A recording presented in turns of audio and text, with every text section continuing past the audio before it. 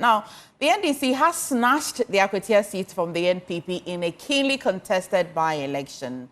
Well, what does this mean for the NPP as their numbers keep dwindling in Parliament in yet another by-elections? And most importantly, for the Bawumia campaign, that seems to be in a pole position in the upcoming presidential race. Should they be worried? Let's just analyze this. And joining me is everybody's favorite Dr. Ekua Amoako, Deputy Spokesperson, Bawumia campaign. How are you feeling the morning after? You're wearing black. Are you mourning? Before, good morning. How am I feeling? I guess we're all very disappointed by what happened yesterday. But it's very important that we look at it in a wider context. It was quite a tricky election going into it in the first place. The history itself suggests that it's quite difficult for opposition parties to win by-elections, especially very early on in the government. So it was a tough one. But I think it's clear that all the executives and both national and constituency who were present in Akwatia, all the party supporters and patriots that were on the ground did a very good job, and so they deserve some commendation for that. The only thing I would want to say is that we don't beat ourselves too much over this, and we don't let it keep our spirits down, because there's definitely more to come. And so we just have to focus on our rebuilding processes so that we can continue to provide a formidable alternative for the Ghanaian people, so that, in 2028, we can then be given a chance to execute our vision for the progress of Ghana. Well, but did you anticipate the kind of losing? First of all, you've appreciated that it is quite difficult for an opposition party to win this. And I recall this is true because in the third parliament, your party was in government and you won all, I think, 6 or 7 by-elections that happened. And so I appreciate that, but it's just 8 months into the new government. I would have thought that the NPPs, the voters who loved NPP still existed. They were reeling in it and probably would want to make things right. Did you anticipate that you would lose despite the ground rules?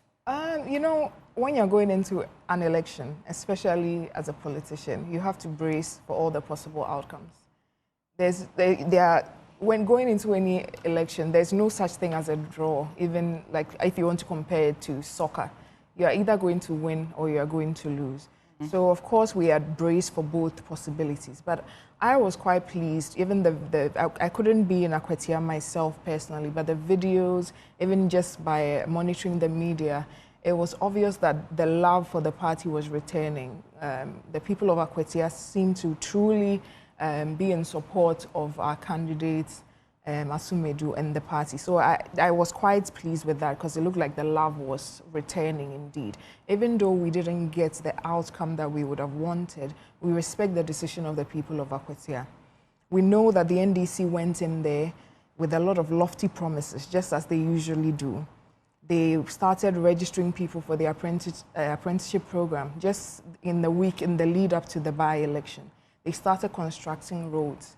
Our position as an opposition party is to ensure that the people of Akwatia get what they were promised by the certain government over this by-election. We hope the roads are not left to rot, they are not left in a terrible state. We hope that the people that have been registered for the apprenticeship program, they are actually seen through and they are able to be able to make something out of their lives. That's our hope and focus now. And moving forward, today is a new day.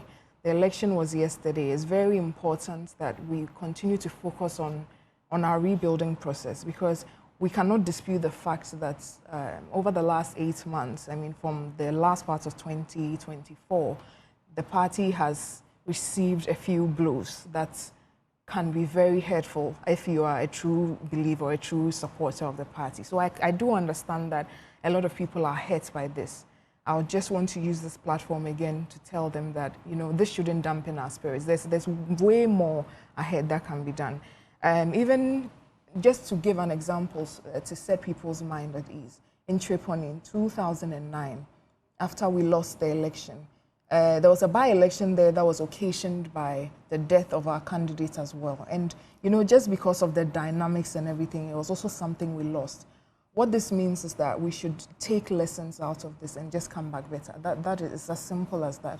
And knowing the NDC the way we know them, I know very well that in a year or two we'll go to Akwatia, and these we want to check on the progress of the apprenticeship that they use to sway votes. We would want to check the progress of the roads. But indeed, Akwatia is a swing state, so they've also held the seat almost as long as we have. So this is a point where they need to start seeing some development. So the MPP not do anything hoping that they would win? Did you not have a message to hoping that people of Akwatia will believe in?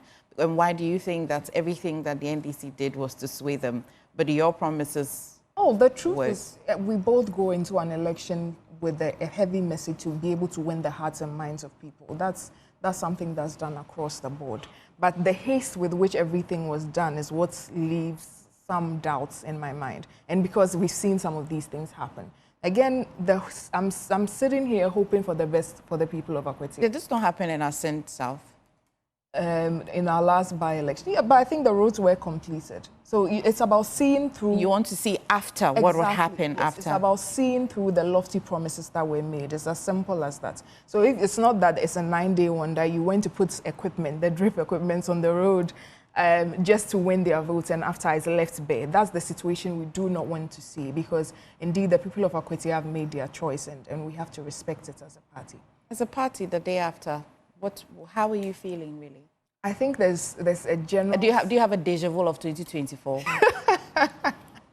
I can't even lie. Last night was a little reminiscent, and you know, after the 2024 defeat, it was on Saturday. On Monday, I had an interview. I'm like, why is it always? But you know, these are things that you take in your stride as a party. The MPP as a party, if you know, you're conversant with our history, is a party that has been born out of a lot of adversity. So it is nothing new for us, and naturally, it's not something that dampens our spirits. This is just fuel for us to come back better and to aid in our rebuilding process. Well, I hear you say that everybody goes into an election hoping to win. It's not a draw situation. A few political scientists that I've had interviews with, and I've asked them questions that, do the NPP really need this seat? Did I get the opportunity to ask you, did you need that seat at all? I think you asked me last. Yeah, I don't recall. There's no seat that we do not need. What would it matter? You see, it is about representation. So we have always believed that we have the best interests of the people of Akwatia. So we would have loved that honor to represent them in Parliament. It's not always about a numbers game or an angle. Sometimes it's just taking pride in being the representative of the people. It's not a test of resilience for you. You wanted to test to see how voters still feel after 2024 election. Of course, you know, those conversations can be had, but as I said, it's early days yet. We're only 8 months in. There are going to be way more opportunities for us to test our resilience as a party. But looking at everything that went on, especially as I'm saying, getting feedback from the conversations on the ground, some of the videos I saw, I was quite, you know, not too dampened by seeing that there was still love. There was still an appreciation for the party and the candidates, even though we did not win. So what this tells us is that, you know, we're on the right track with everything we are doing, but more is needed. And that has never been a problem for the party. It's usually when we are down that we're able to regroup properly and then come and behave like the party that the Ghanaian people know us to be. I think that is what is very important for us now. There's an image and a perception of what the MPP is.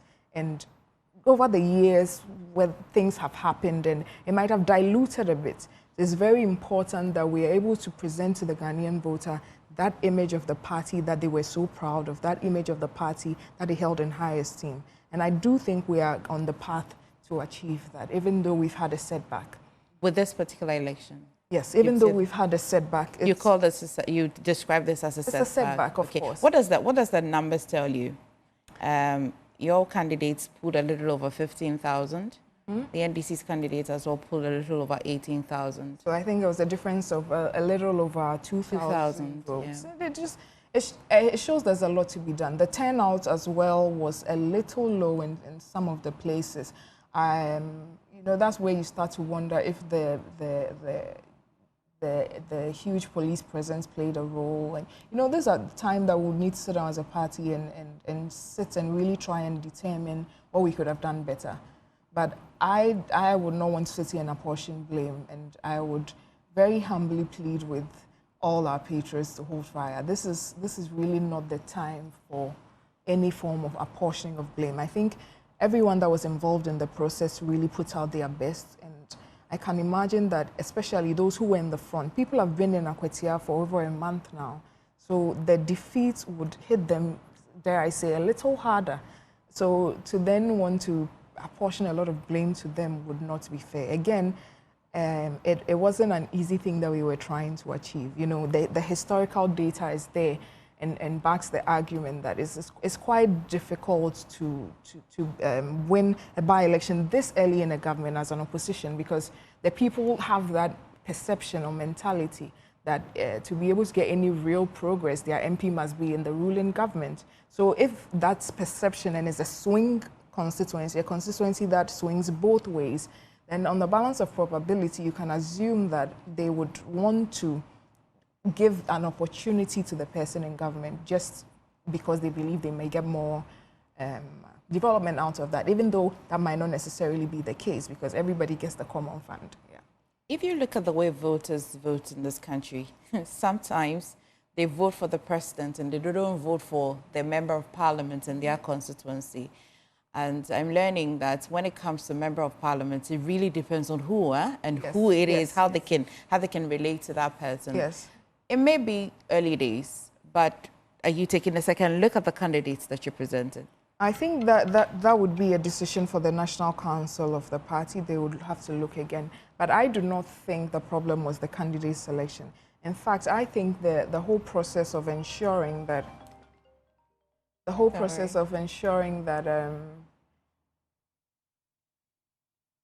that the candidate selection was done without any acrimony actually helped us to see the numbers that we saw. Because in Akwatia, historically, we've had some factions in the party. So if we didn't find a unifying candidate, that could have presented a problem for us. So I do not think in this case the candidate had anything to do with it. If anything, I could see that he had a lot of organic support on the ground. Okay. Did you depend largely on sympathy votes? Did you think that would work at least? Well, I think in every election, you have to look at the dynamics at play and what you have available, the cards that you are dealt, so that you can then play it properly. The unfortunate and untimely death of Honorable Eneskumie was something that was a big shock to the party. And I do believe it was a big shock to the party faithful in the town of Akwatia as well. You could even tell from their reactions at the funeral and everything. But I don't think that was the main messaging going into Akwatia. I cannot say that it didn't play a role, but that wasn't the main message. It was that, look, you know, we have the capability and ability to bring development here. Even though we are in opposition, we've been with you through thick and thin, and we do believe that if you give us the opportunity, we can bring some progress and development here. And the candidate is one of them. He's well known, he's well liked. So I do believe that in 2028, he has a good chance of winning and bringing back that seat. Let's get into how this particular election and the results may have an impact on the Bawumia campaign. And I say the Bawumia campaign, and just for clarity, of course, he's not the only person who is running or gunning to be one to the NPP's presidential candidate. There are others who have. But of course, because the argument that both the NPP and the NDC, most the NPP, the argument you have been advancing is that it's just 8 months after a government is sitting in. So it's very early days. There's goodwill for the government. And so it's not surprising when a constituency would vote for an incumbent government, right? Which will mean that people still are railing in the current government. So from 2024 into this year, it would be Bawumia that we may have to discuss and how this will impact him. Are you worried at all? Is he worried? Are you worried? No, not essentially. You know, if you remember last week, I told you that in politics and the business of electioneering, you cannot allow defeat to weigh on your soul for too much. But defeat can tell you the truth, give you a brighter picture. Well, it depends, and I will argue respectfully that in this case, that is not what it is. We've won Akwatia sometimes, we've lost Akwatia sometimes. With all the things we've discussed here already, and in that context, it's not a defeat that should pose too much of a challenge to our campaign. Of course, we've always been focused on our rebuilding efforts, and we are still on that path. So it's something that we'll take into consideration, do some research, and then pivot if it's necessary. But it's not too much of a problem. All the other candidates were in Akwatia to campaign, indeed. So I've seen a few people trying to go on the unfortunate tangent of apportioning blame, but I do not want to go there. One problem we seem to be having currently is quite a divided front, which is understandable because we are going into our party primary, and if you know anything about the MPP, it's very serious business. It can get very acrimonious, so everyone seems to be doing their own thing. All of that would end after January 31st when a flag bearer is selected, and we can all then rally behind the person, and then we are all moving in one direction. So I don't think this is too much of a setback to the... It won't let you re-strategize. You'd maintain the same message. Oh, you know, with messaging, I don't see how this affects our messaging. One thing I like to say a lot is that can we just imagine how many good, incredible leaders we would miss if a previous failure was a disqualification, like was a factor of disqualification. There are so many great leaders, indeed, the world and Ghana have had that have come from previous failures. In our own party history, we have President Kufuor, who had failed previously. We had His Excellency Nana Addo, who had failed a couple of times. So it's clear that having a previous failure should not be a disqualifying factor, because then we would truly have lost a lot of greats. Even some of our competitors who want to go on that tangent have suffered brutal losses themselves in the past. One person contesting in Suhum and losing about 2 or 3 times, if I'm not wrong, before moving to his current constituency. If that was a disqualifying factor, then he shouldn't have been able to contest and win as MP, but he did. And so I don't like to go on that tangent. Indeed, our current president suffered the biggest and most humiliating defeats in 2016. At that point, it had never happened before. It was something that MPP communicators, myself included, would really hammer on, like, you know, you lost by 1 million votes, keep quiet. So it was a big thing, but he was able to get himself back into the hearts of Ghanaians, and he came back in a massive style. So what this shows you is that defeats usually is just a test of resilience, and shouldn't be used as a yardstick in measuring competence, because at the end of it all, we are looking for a leader or a president who will be able to accelerate the path of progress that we are on as a country. See, the dynamics and demographics of the country has shifted a little, that young people like you and I are now beginning to be in the majority.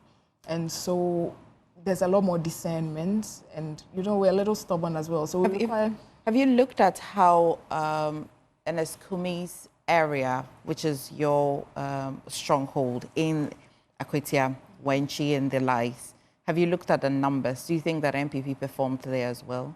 I think we did win those polling stations, so it was... Beyond winning, the performance in itself? See, generally, I believe in Akwatia, and in some of the areas, the voter turnout was a little low, but I didn't quite see that in Wenchi. I don't have the numbers in front of me now. Good you're here, Doc. It's good you're here. Did the former vice president make any comment about what purportedly killed Ernest Kumi? I think he described a conversation that he had with Ernest Kumi a few days before his untimely demise. And that conversation might have been taken out of context a little. He was just describing what Ernest told him. And there are videos of Ernest Kumi online as well, I think on another platform, explaining himself the toll that the whole ordeal that he had gone through had taken on him.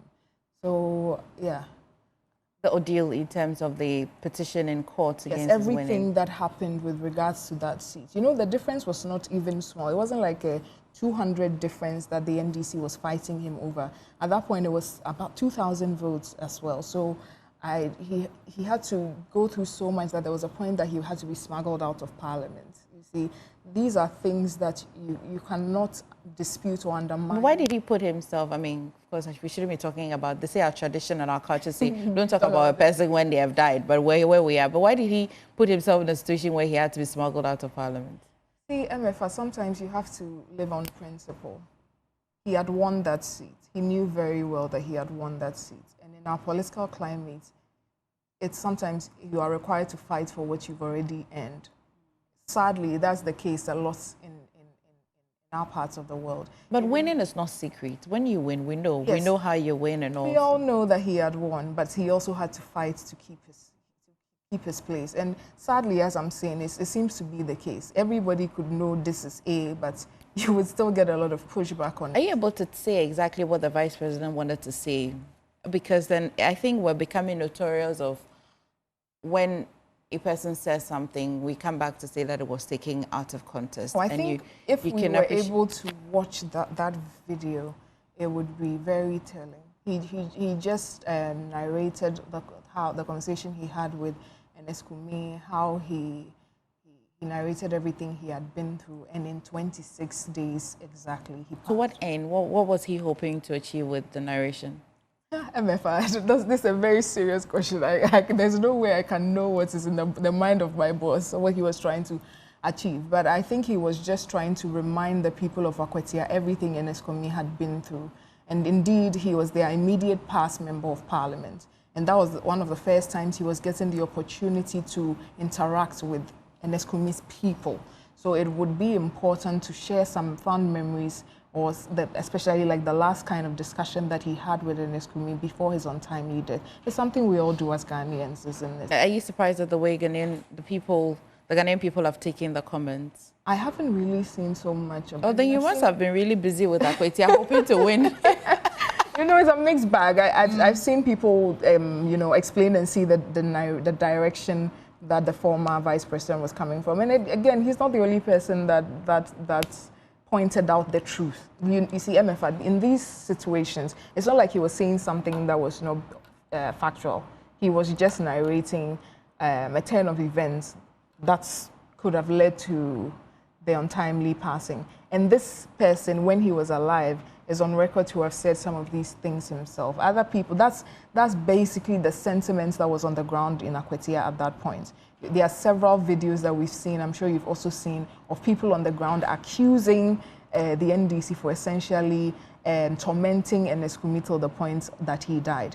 I don't know if you saw the reaction that the national chairman of the NDC received at the funeral of Enescumi. It just shows you that was the feeling and the sentiment on the ground in Akwatia as to what might have led to the death of Enescumi. Of course, we haven't seen any pathology results or whatever to know exactly what killed him at this point. It's all speculation. But if somebody is put through this ordeal for over 8 months, you know, it's not too far to assume that it would take a toll on his stress levels, and we all know the chain of events that can emanate from there. So I don't see why this should be a huge issue, because all you need, if you want to be objective about it, you might just go on TikTok and then search Enescumi. You see millions of videos of people in Akwatia, people that were close to him, you know, expressing their frustration at the NDC for everything they put him through, and the strong belief that it could have put so much stress on him.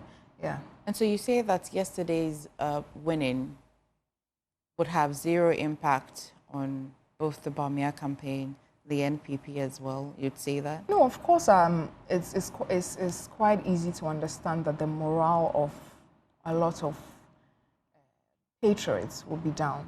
But as I already said, it's something we are going to dust ourselves off and get out of really quickly. What kind of parliament are you envisaging when it resumes? I mean, with the number that you already had in parliament, you would always hear the minority leaders say that it's as though they're not allowing them to be expressive, to be part of decision making. They're not doing business with them the way they would want them to. Not proper representation of them. Mm-hmm. Unfortunately, it's further dwindling. Well, I don't know. You see, if events over the past 8 months have shown us anything, it is that numbers are not what is. You know, numbers are important, but the quality of the numbers are even more important. I think the numbers that we have in Parliament on the MPP minority side have shown great resilience. They've shown that they are not pushovers and that their small number does not really affect the quality of the work they put out, because they've been on top of things, holding the feet of the fire of the government to fire, and doing their transparency and accountability duties on behalf of our great nation. So I do not think it's going to pose too much of a difference for us in Parliament. You know, we are very much aware of the position that we are fighting from. And so if you can tell, I think the strategy of our MPs has evolved to be able to take advantage of their smaller numbers in Parliament to still be able to make an impact. Again, if you looked at the history and the spirit of the MPP, it's not too much for us to be the smaller one. We are still able to fight back till the point where we are able to regroup and reclaim all the grounds that we had previously lost. I mean, it's been days since he filed his nomination. Post that, let me in. But I'm on a lighter note, though. Yesterday, I'm sure, at what point did you know that you were losing, though? On a lighter note. At what point did you know that you were losing? And what did he say? I want to hear his lighter notes, the things he says when it is not a public speech. He say, "Hey, ready, he just acknowledged that this was a tough one. His words exactly, because I think it wasn't lost on us that this would be a tough one. So those were his words exactly, that this was a tough one, and we just need to soldier on. Yeah. Okay, but post that, what's been happening? Have you been able to, yesterday, or no, 2 days ago, I recall that the former Sotum Anya NP, Dr. Amoako Kisi, was here. And one of the arguments that I advanced was that they say that for a first-timer bidding presidential candidacy, he performed very well, Bawumia. He says that, but there was no, in the history, there was none of them that was vice president ever.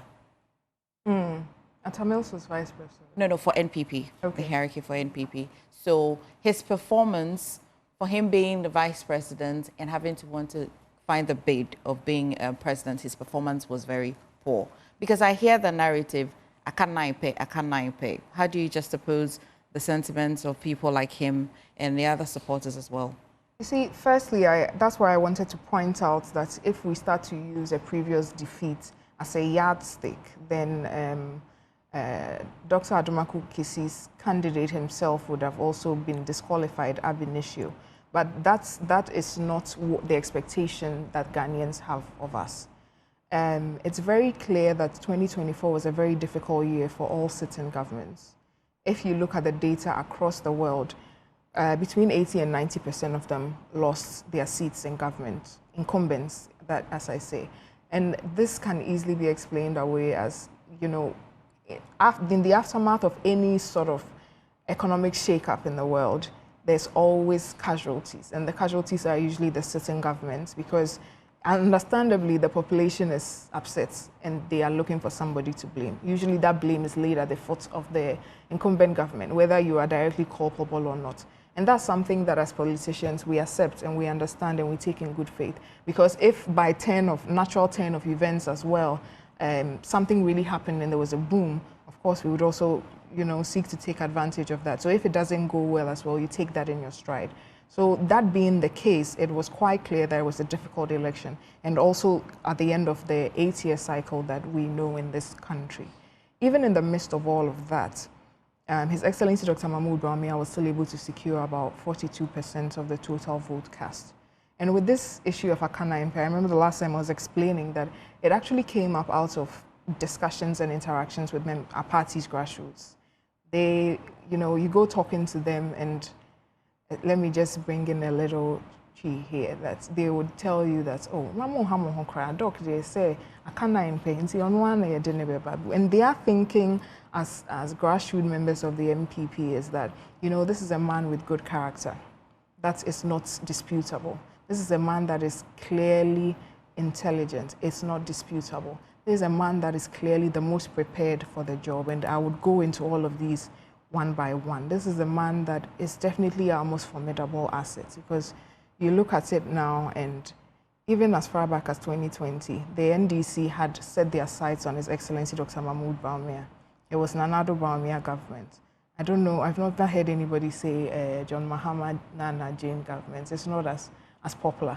So it just shows you that even our because of the role the Vice President himself played in campaigning prior to their wedding. Her Excellency Jane Nana also. Of course, I acknowledge that she did, but it's never been the case. What is the case then? No, it's never been the case. President Kufuor and Aliyu Mahama, the presidency or the government is never really described as a John Mahama, Aliyu Mahama government. It's something that gained great popularity on the back of His Excellency Dr. Mahmoud Bawumia, and that only happened because they knew that he was the most formidable asset of the NPP.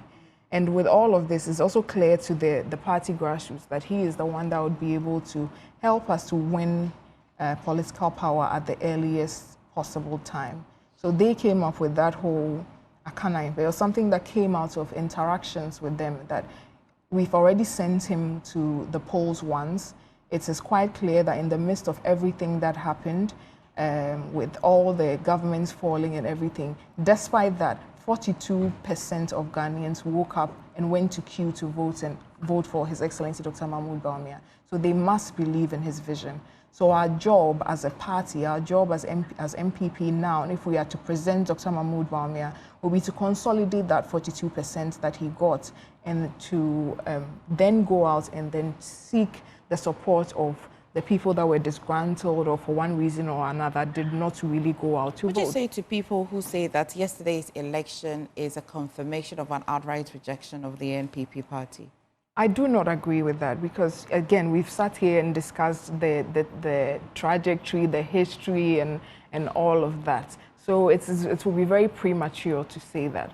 Obviously, we did suffer a huge defeat in 2024 and this as well. But again, the whole point is that it's not something that should keep us down for too long, because it is not that out of the ordinary. It's something that has always seems to repeat in our political history. So again, I would not agree with that. But what kind of internal pushback is he facing? Internal pushback on the back of this campaign, everything, him? Well, I think it's understandable. Is he?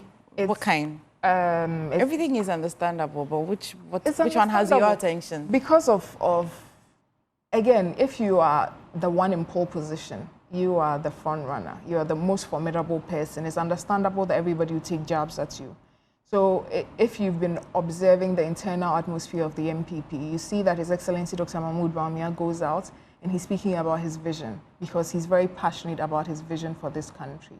He has demonstrated that to us over the years, even during his role as Vice President, that he really wanted to get us up to speed on putting Ghana on track to take full advantage of the booming digital economy. And so he did several things in that regard when he was Vice President. There are several we can talk about: the e-pharmacy, Ghana card,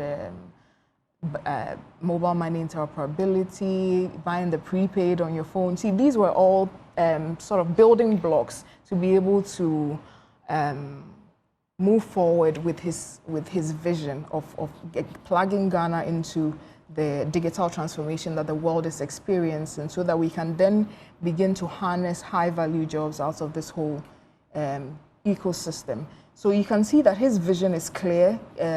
We've got a lot of vindication of late. It's something that I even mentioned here on this platform some time ago, about how his domestic gold purchase program and everything played an integral role in our recovery as a country. Because when the whole country went into a big problem with our economic situation, he didn't sit aloof as Vice President. He was able to evolve and innovate to come up with a solution that put us on a path of recovery. So all of this is quite obvious to most people in the party. It is quite obvious to our contenders.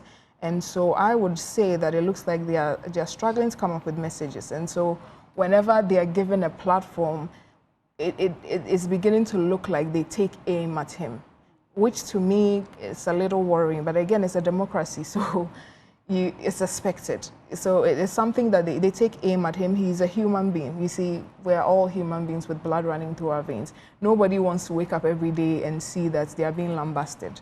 But consistent with the good character that Dr. Mahmoud Bawumia has, he takes it all in his strides. He understands that it's part of the game, and he will not be distracted by such comments because the focus is the vision. Let's move on to other things. I'm sure that you have followed keenly the removal of the Chief Justice. Yes, I have a lot of thoughts on that. You do, huh? I have a lot of thoughts on that. It's something that has been going on for a very long time.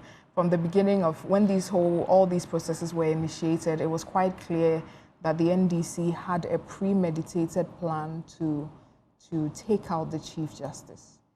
I was actually hoping that they wouldn't go through with this, but I think I was wrong, understandably, because they have removed the head of one of the arms of our government on the most frivolous of grounds that I can imagine. Like, the bar is so low now. Who makes the bar low? I think the bar is based on our values as a society, precedent, what has happened before, and just common sense, number 3. Because if you look at the reasons that I've seen come out, travel with family, really. So the head of one of the arms of government, that's the judiciary, is removed because she traveled with her daughter and her husband. Really, when we see the president's son with him everywhere, not to compare, but one would hope that to remove the head, I think that's another thing that people do. Is that what the report said? The report didn't reduce it to just traveling with his. So what did the report say? The report says that the expenditure. Because if you're using the public funds, then it can amount to the fact that you're using it inappropriately. So it's not who you travel with. Guided by the. Are you aware that there was one time the Auditor General's report was put out, and I think it involved one of the judges, and I think that there was a discrepancy in the expenses. I don't know if it was regard to fuel or something like that, and he was given the opportunity to refund them. Surcharge, yeah. Yeah. So that's the argument. That's the argument the counsel for the.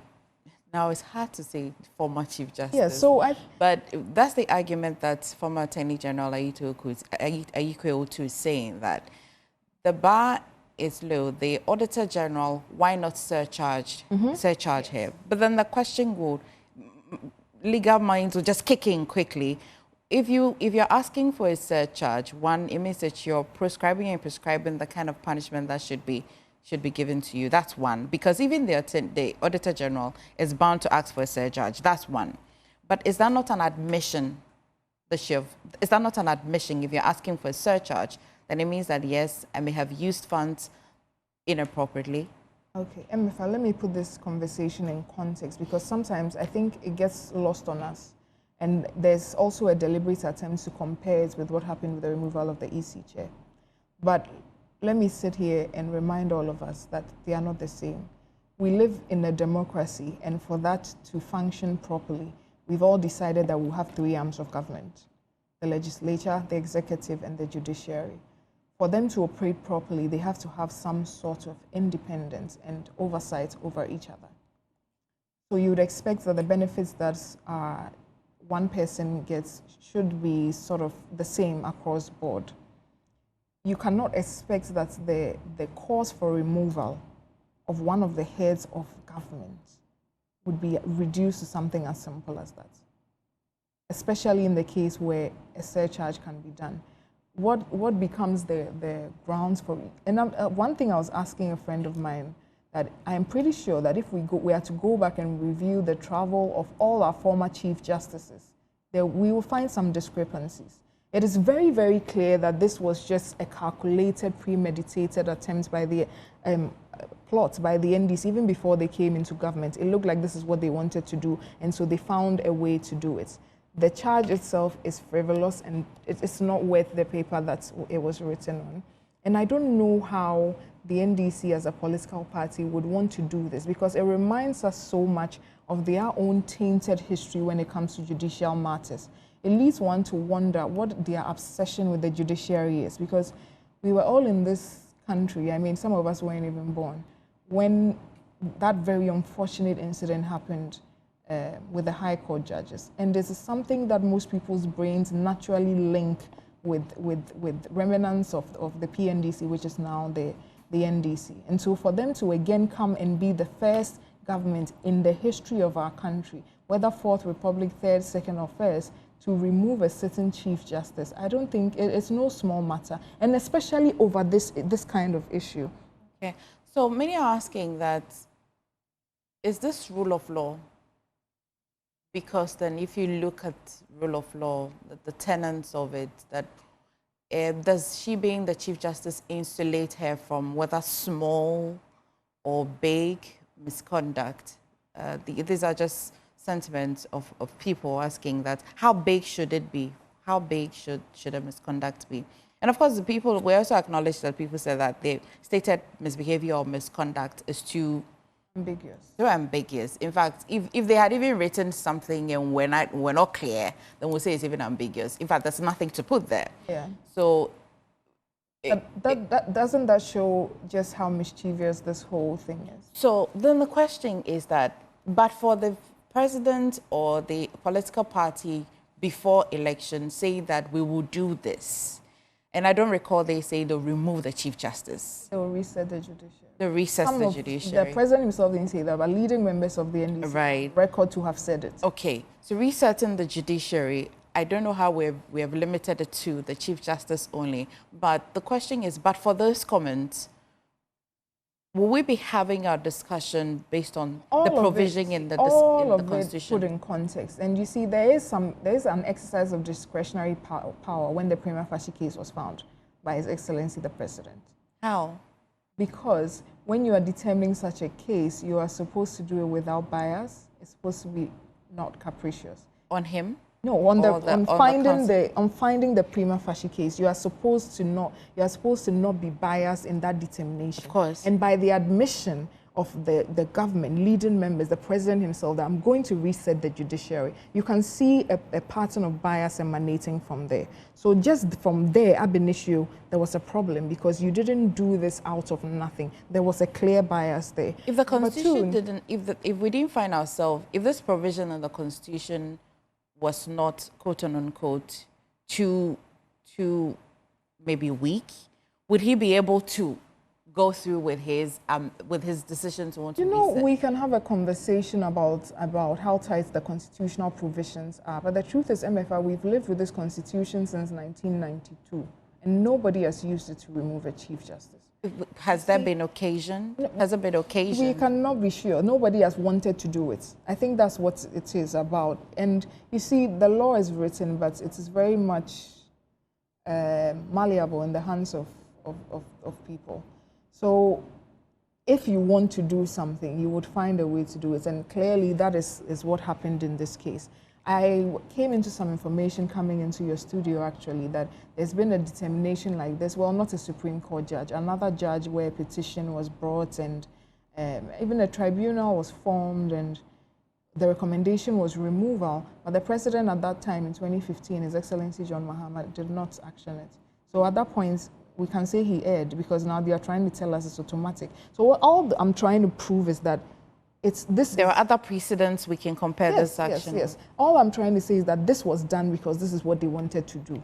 This is not a matter of the law, it's the law and all of that. Because if you get, I'm not a lawyer, so I don't want to go deeply into that. If you are to get seasoned lawyers to explain the matter to you, there are also lapses in the application of Article 147 in this case. Yeah, and that's why my argument really is that you can wish to want to do anything at all, but if the legal frameworks or what you need to implement what you want to do doesn't exist, then it's just a wish. So the president or the NDC could have, envisaged that, well, we'll reset the judiciary, whatever it is that it means. They wouldn't have been They wouldn't have been because it's not automatic. Yeah. I mean, I think a conversation can be had about that. That's why people are asking that, but she superintended this constitution, which I also do not agree because it's very adversarial in our way of judging in this country. The Chief Justice herself couldn't have identified that, this provision in the Constitution should be looked at. She really cannot. The Constitution? No, so they say that if the law is the law as it exists until it is amended, until it is looked at, until it is reviewed,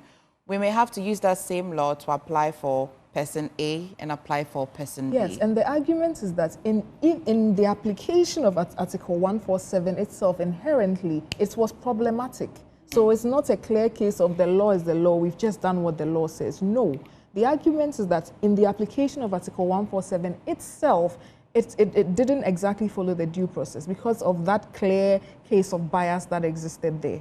So it's not about that. And I don't think she was the one who wrote the Constitution. A conversation can be had about whether or not Article 147 is needed. But in my humble opinion, for the whole establishment of checks and balances to work and be effective, there has to be some sort of clause for this possibility, because the whole idea is that one arm should be able to check the other. What we have to safeguard against is the way it is set up to put almost all the authority in the hands of the executive. If it can be done in such a way that it can be more objective and very difficult to do on such frivolous charges, that is where we should look at. But I do not completely agree with taking away all the power of removal, because, you know, the framers of the Constitution at that point had a reason for doing some of these things. But what do you say to people who say that, just like what the former president said, he's just a conveyor belt, and so the president as well is just a conveyor belt? So it's a little argument that I'll advance here anyway. Yes, you see, yes, indeed, if he is a conveyor belt, he's the one that sets up the committees, you know. Yeah, and the president in 2015 just puts that whole argument to bed. Because if you were a conveyor belt at that time, that judge would have been removed. But it didn't happen. So you have shot yourself in the foot in that you've proven to people that are aware of the situation that indeed you can pick and choose which one to act on. So it's not, you see, there's no way you can slice this matter, MFA, that it does not look like a calculated and deliberate attempt by the NDC to undertake a judicial coup. Then there's no way to cut it. Then would it be true when they say that it was also calculated for the removal of Charlotte Osei? Well, I think in the instance of Charlotte Osei, the case was a little different. The petitions were brought by her own people. We saw everything that happened. Procurement breaches, basically. We saw everything that happened when they went to Parliament. I don't know if you remember that instance. And at the end of that whole process, all of them were removed. It wasn't a matter of singling out of one person like has been done in the case of the Chief Justice. You know, in the matter of the Chief Justice, one of the petitions even involves a decision of the bench, where she was a member of the bench, but she in the Daniel Ofori's petition or in other ones, because what they did was the other ones haven't even been discussed. But I'm just saying that's just how skewed this whole thing was, because some of the allegations against her were even based on decisions that were taken as a bench. And I always don't want this comparison with the matter of Charlotte Osei. In fact, in law, precedents, so unfortunately, but they're not the same thing at all, MFA. You see, that's what it is belittling to do that comparison, because the judiciary is an independent arm that should be allowed to exist. You know, in countries, even when there's a coup, they leave the judiciary alone. It's no small, it's not comparable. For now, you can just imagine the amount of fear you've put into all our judges on the bench. Do you agree to the alternative solutions that are doing profits by others, that, well, then the president shouldn't appoint the Chief Justice, whether in consultation with the Council of Chiefs or Council of State or whatever it is, the president shouldn't appoint, because then if the president keeps appointing, then you know how when power changes and all of that. We just need to be disciplined in this country. It's as simple as that. Prior to this happening, it had never happened. Presidents have come and worked with Chief Justice they didn't appoint. It's something that this is the first time it has come up. Even if you look around the world, I think in the US, the president appoints the head. Even a place where they try to be so democratic and open, there's an appointment of justice to the Supreme Court by the president. So it becomes difficult. Then by what process are they suggesting that one is elevated to the head of the Supreme Court? The whole problem is the discipline and the beliefs in the true tenets of our democracy. Because if you're a true believer in the tenets of our democracy as a president, you will find this to be a very difficult thing to do. And so you will not do it on such frivolous grounds. It's as clear as that. Always a pleasure talking to you. It's always a pleasure to be here as well, MFI. It's been a good chat this morning. Yes. Dr. Ekua Amoako is the deputy spokesperson for Bawumia campaign. I've been quite curious why you chose to want to be with the Bawumia camp. Really? Yeah. So let me just give you a short story about this. So I worked on the campaign last year in 2024. I was the spokesperson on health. And so I had the opportunity to read the manifesto a lot. I took it so personally. I've read the whole book front to back a couple of times. And I was so impressed by the vision that was laid out in there, that after we lost, I had made the decision that, Ghana needs to see a Dr. Bawumia presidency if we want to move away from this autopilot kind of government that we want, and we want to see real growth and real change. Like his plans on Galamsey, which across board have been heralded by a lot of people as the best, is an actual new idea. His plans on job creation and everything. So it was based on that manifesto that I became a true believer in the vision of Dr. Mahmoud Bawumia. And I'm on record to have said that even if he wasn't going to contest, I would go to his house with my family members and we will beg him. Because as a young person, I do believe that sometimes we need a leader that is thinking differently if we want to get to a point where we're having accelerated growth. See, there was a point in our history that we had the same kind of growth rates and GDP as South Korea. But now, they are way ahead and we are still where we are.